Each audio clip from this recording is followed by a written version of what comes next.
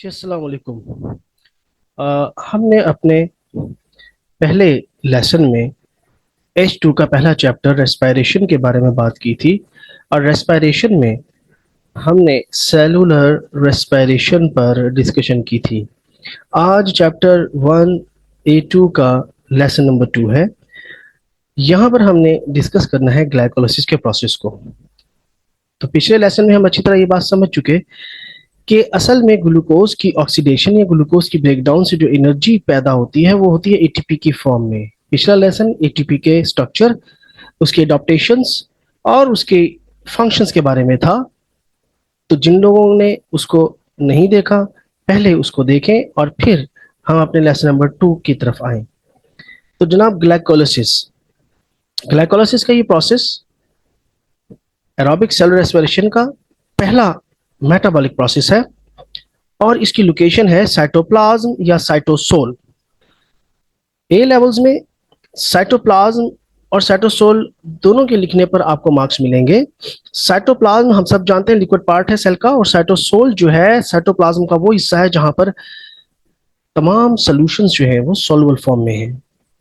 Glycolysis के हवाले से एक और अहम बात यह है कि ये in the presence of oxygen और in the absence of oxygen, both oxygen हो या ना हो, दोनों कंडीशंस में हर सेल के साइटोप्लाज्म में ये प्रोसेस चलेगा। इस ग्लाइकोलाइसिस के केमिकल रिएक्शन को स्टार्ट करने से पहले कुछ इब्तदाई बातें हमें समझ लेनी चाहिए, जैसा कि ये ग्लूकोज की ऑक्सीडेशन का नाम है और केमिस्ट्री के पॉइंट ऑफ व्यू से हम ये बात अच्छी तरह जानते हैं कि ऑक्सीडेशन का मतलब है addition of oxygen, removal of hydrogen और रिमूवल ऑफ इलेक्ट्रॉन्स। और ये इलेक्ट्रॉन्स और हाइड्रोजन जो रिमूव होते हैं ग्लूकोज के ब्रेक होने पर, ये कहां पर जाएंगे? क्या ये साइटोप्लाज्म में H+ आयंस, प्रोटॉन्स और इलेक्ट्रॉन्स हाईली रिएक्टिव है, क्या ये ऐसे ही घूमते रहेंगे? बिल्कुल नहीं। इसके लिए यहां पर मौजूद है एंजाइम्स के को एंजाइम्स। मतलब ये कि किसी भी केमिकल रिएक्शन को कैरी आउट करवाने के लिए, मुकम्मल करवाने के लिए, स्पीड अप करने के लिए एंजाइम्स की जरूरत होती है। और ग्लूकोज की ब्रेकडाउन के लिए डिहाइड्रोजिनेज एंजाइम्स रिक्वायर्ड होते हैं, जिनकी एक बड़ी वसी रेंज है। इन डिहाइड्रोजिनेज एंजाइम्स के साथ मिलकर काम करते हैं कुछ को एंजाइम्स, क्योंकि कोई भी एंजाइम बगैर कोई एंजाइम के काम नहीं करता। तो यहाँ पर जो डिहाइड्रोजिनेज एंजाइम्स हैं उनके को एंजाइम है NAD. NAD nicotinamide adenine dinucleotide.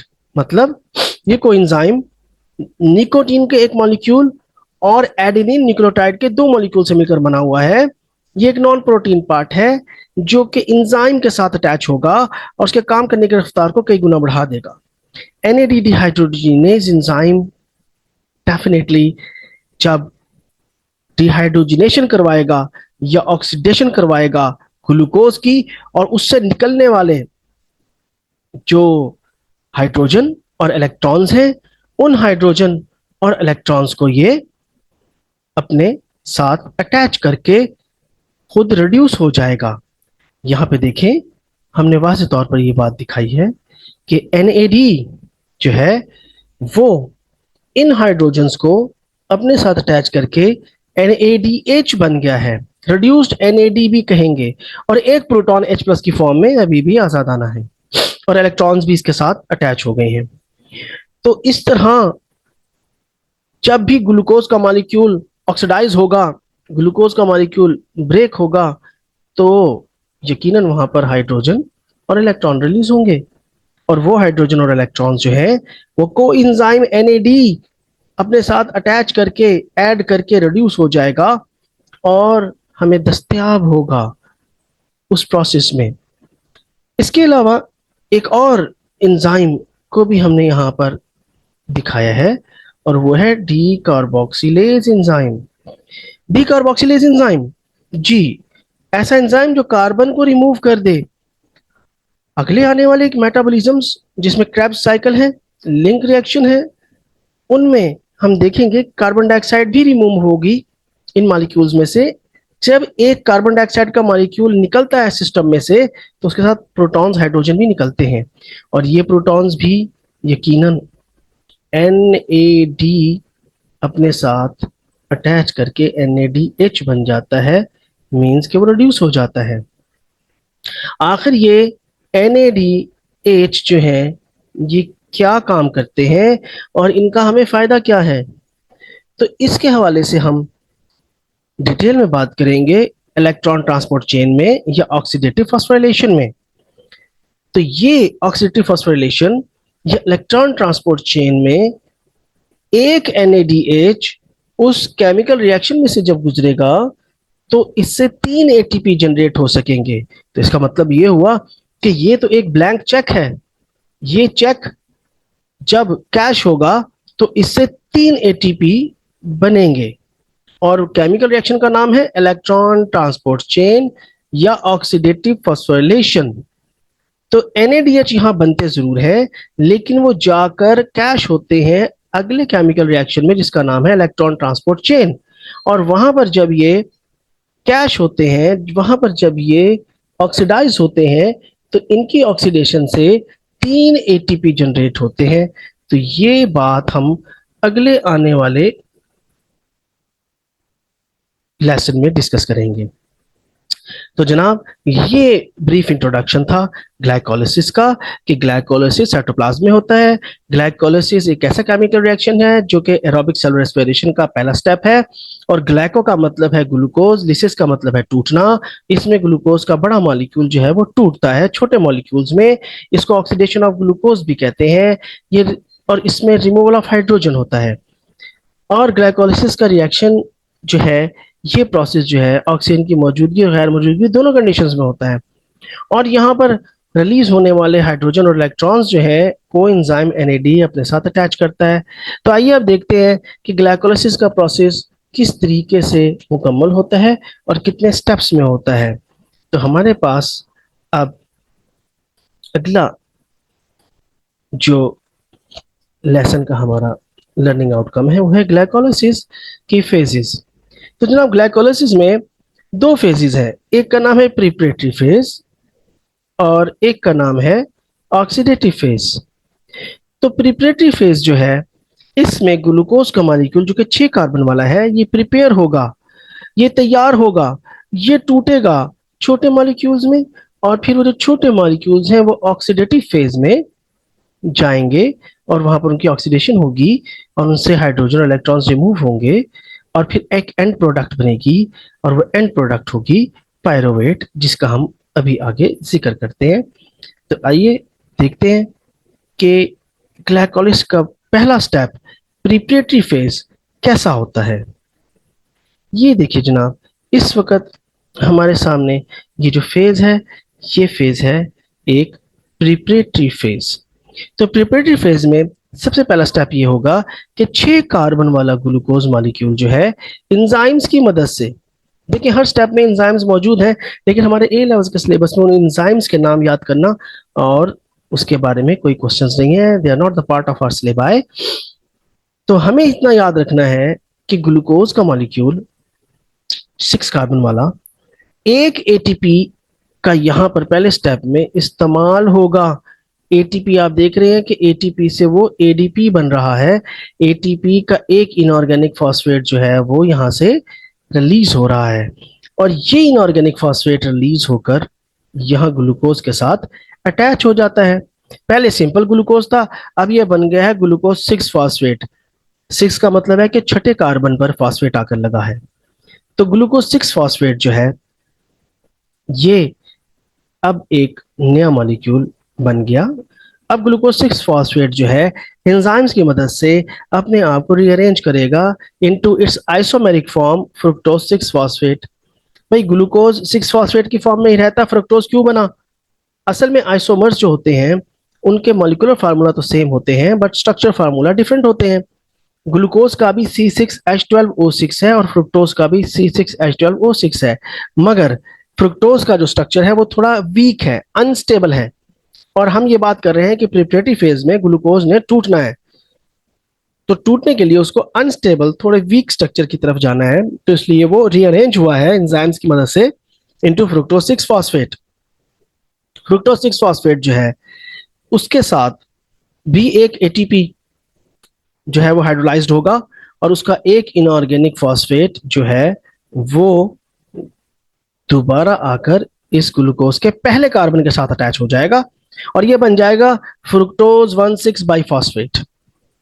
तो जनाब अब दोनों साइड्स पर इनऑर्गेनिक फॉस्फेट लग गए हैं और जिन स्टूडेंट्स ने मेरा पहला लेसन एटीपी के हवाले से सुना है उन्हें ये बात मालूम है अच्छे तरीके से कि एक्चुअली इनऑर्गेनिक फॉस्फेट का मकसद और उसका काम सिर्फ यही होता है कि वो हाईली अनरिएक्टिव होता है, एनर्जाइज्ड होता है, अनस्टेबल होता है और जिस किसी के साथ भी लगता है उसको भी अनस्टेबल और एनर्जाइज्ड करता है। तो यहाँ पर ये इसके साथ अटैच होकर दोनों साइड्स पर इस मॉलिक्यूल को इंतहाई अनस्टेबल कर रहे हैं, ग्लूकोज के मॉलिक्यूल को। और अनस्टेबिलिटी रिएक्टिविटी की वजह से अगले और पांचवें स्टेप में आप देखें कि 6 कार्बन वाला जो ग्लूकोज है वो 3-3 कार्बन वाले दो मॉलिक्यूल्स में टूट गया है। एक का नाम है ग्लिसरॉल्डिहाइड 3 फॉस्फेट और दूसरे का नाम है डाईहाइड्रो ऑक्सीएसीटोन फॉस्फेट। हमें ए लेवल्स में इनके नाम इतने याद रखने की जरूरत नहीं है। हमारे एग्जाम्स में, हमारे पेपर 4 के अंदर इनके एज इट इज स्ट्रक्चर्स बने हुए होंगे। हमें जो चीज याद रखनी है वो हमें याद रखनी है कि कहाँ पर जो है वो एटीपी यूज हुए। अब आप देख लीजिए कि इन दो जगहों पर एटीपी इस्तेमाल हुए हैं, यूज हुए हैं। और ये जो दो मॉलिक्यूल्स बने हैं 3-3 कार्बन वाले, एक ग्लिसरॉल्डिहाइड 3 फॉस्फेट एंड डाईहाइड्रोऑक्सीएसीटोन फॉस्फेट। तो ये जो डाईहाइड्रोऑक्सीएसीटोन फॉस्फेट है ये भी ग्लिसरॉल्डिहाइड 3 फॉस्फेट में ही चेंज हो जाएगा। अब दोनों तरफ G3P ही है, ठीक है। और ये दोनों G3P जो है अब चलेंगे आगे केमिकल रिएक्शन में और उस स्टेज का नाम है ऑक्सीडेटिव फॉस्फोरिलेशन और ऑक्सीडेटिव। तो ये जनाब अब हम आते हैं पेज नंबर नेक्स्ट पर। यहां पर हम ग्लाइकोलाइसिस के प्रोसेस को ओवरऑल देख सकते हैं। यहां पर देखिए कि हमने मुकम्मल तौर पर ये ग्लूकोज 6 फॉस्फेट, फ्रुक्टोज 6 फॉस्फेट और यहाँ तक हमने बात मुकम्मल कर ली है। ये यहाँ तक थी प्रिपरेटरी फेज जहाँ पर एंड में हमारे पास दो मॉलिक्यूल G3P के आ गए हैं। अब केमिकल रिएक्शन यहाँ वाली साइड पर आपको होता हुआ नजर आ रहा है, तमाम प्रोडक्ट्स लिखी हुई हैं, लेकिन इस साइड पर नहीं क्योंकि यहाँ पर भी सेम यही केमिकल रिएक्शन होगा, यही तमाम प्रोडक्ट्स इस साइड पर भी आपके राइट हैंड साइड पर भी बनेंगी।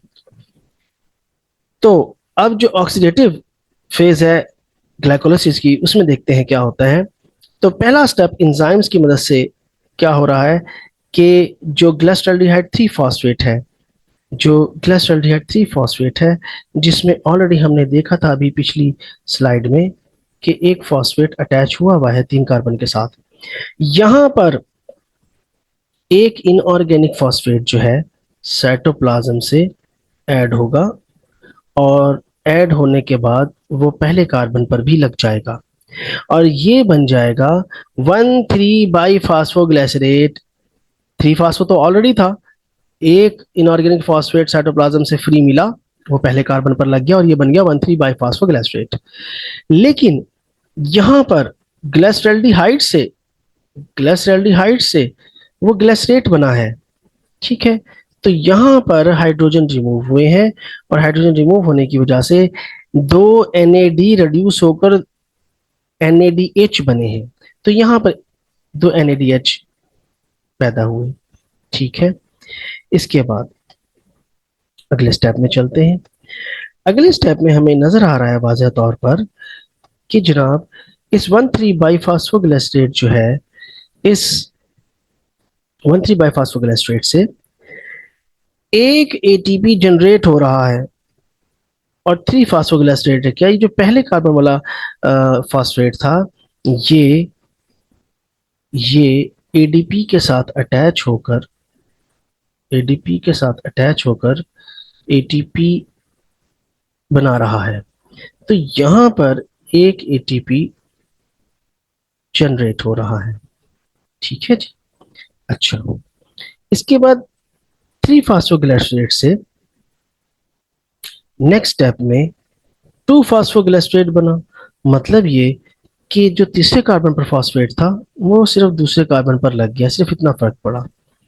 और उसके बाद 2 फास्फोग्लिसरेट जो है वो चेंज हो गया एक वाटर मॉलिक्यूल के बाहर निकलने से फास्फोइनोल पायरोवेट। फास्फोइनोल पायरोवेट आखिरी स्टेप में with the help of enzyme pyruvic acid या पायरोवेट में चेंज हो गया और एक एटीपी यहाँ पर भी जनरेट हुआ।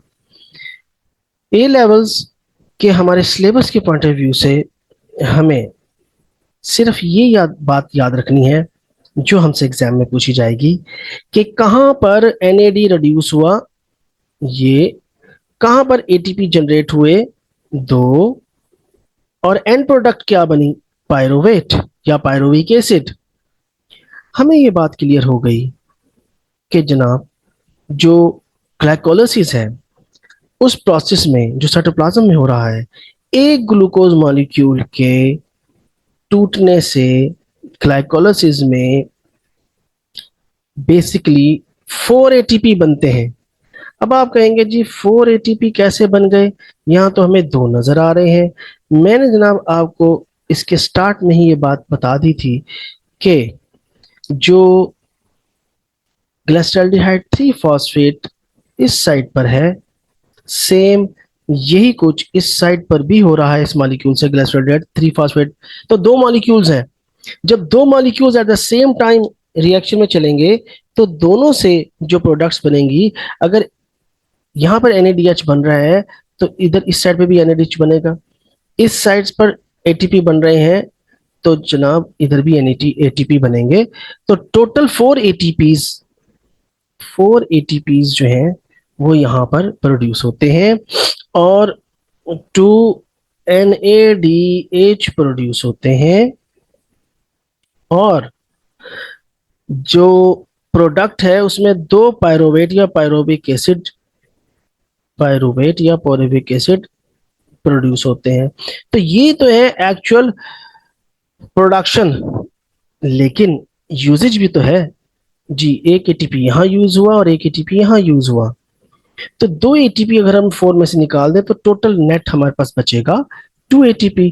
तो नेट जो हमारे पास एंड प्रोडक्ट बचती है वो 2 एटीपी ही है और 2 NADH है और 2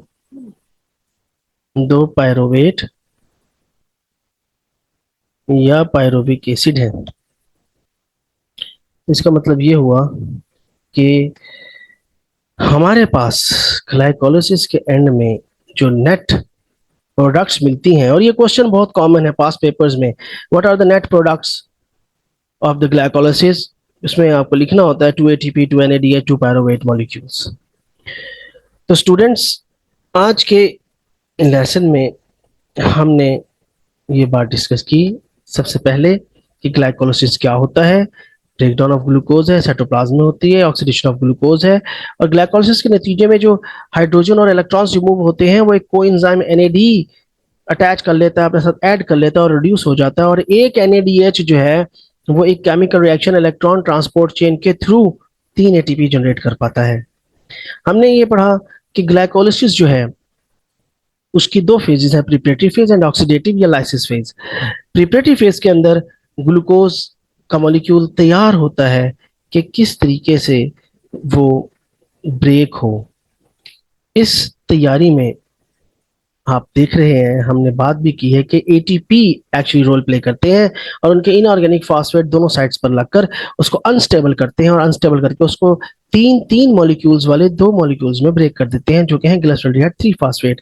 और हर मॉलिक्यूल जो G3P का है वो फर्दर ऑक्सीडेशन में जाता है, और फर्दर ऑक्सीडेशन के अंदर हमने यहाँ पर देखा कि फर्दर ऑक्सीडेशन के अंदर जो है वो यहाँ पर जब हर मॉलिक्यूल गया तो उसमें सीरीज ऑफ रिएक्शन स्टेप्स के बाद 2 पायरुविक एसिड, 2 NADH और 4 ATP जनरेट हुए, जिनमें से 2 ऑलरेडी पहले ऊपर यूज हो गए थे। तो नेट हमारे पास 2 ATP 2 NADH और 2 पायरुवेट जो है वो रहे। तो स्टूडेंट्स यहाँ पर ग्लाइकोलाइसिस का प्रोसेस तो यकीनन कंप्लीट होता है, और इससे रेलेवेंट क्वेश्चंस की भी मैंने आपको बात बता दी। अब नेक्स्ट, अगर ऑक्सीजन अवेलेबल है साइटोप्लाज्म में, तो ये जो पायरुविक एसिड है ये डिफ्यूजन के थ्रू, फैसिलिटेटेड डिफ्यूजन के थ्रू माइटोकॉन्ड्रिया के अंदर जाएंगे और वहां पर ऑक्सीजन की अवेलेबिलिटी की बुनियाद पर लिंक रिएक्शन होगा। लिंक रिएक्शन के बाद क्रेब्स साइकिल होगा। तो अगर ऑक्सीजन ना हुई तो फिर क्या पायरुविक एसिड का बनेगा, वो फिर एनारोबिक रेस्पिरेशन में हम डिस्कस करेंगे। मुझे जरूर फीडबैक दीजिएगा। आपके कुछ जो सवालात हैं, आपकी जो क्वेरीज हैं, वो मुझसे डिस्कस कीजिएगा। इन तमाम टॉपिक्स के नोट्स अवेलेबल हैं। आप ईमेल पर कांटेक्ट करके नोट्स ले सकते हैं। इसके अलावा जूम मीटिंग का भी हमारे पास जो लिंक मौजूद है, आप वहां पर आकर डायरेक्ट कुछ पूछना चाहते हैं तो वो भी आपके साथ हम डिस्कस करने के लिए तैयार हैं। अपना बहुत सा ख्याल रखिएगा।